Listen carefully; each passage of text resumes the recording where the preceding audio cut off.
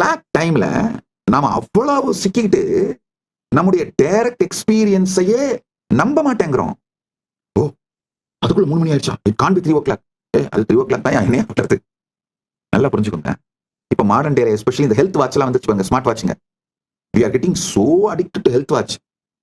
அது ஏதாவது கொஞ்சம் சரியா வேலை செய்யாம நம்ம பிபிஏ ஜாஸ்தியா இருக்குன்னு சொல்லிட்டா போதும், உண்மையிலே பிபி இருக்குது நமக்கு, அன்னைக்கு நாளே போச்சு.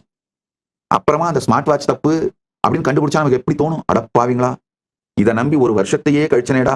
ஒரு வருஷம் முழுக்க எனக்கு பிபி ஜாஸ்தியா இருக்கு, சுகர் ஜாஸ்தியா இருக்கு, என் பல்ஸ் ஒழுங்கா இல்லைன்னு நம்பிக்கிட்டு அந்த துக்கத்திலேயே லைஃபை கழிச்சிட்டேனேடா. இப்பதானடா புரியுது வாட்ச் சரியில்லைன்னு.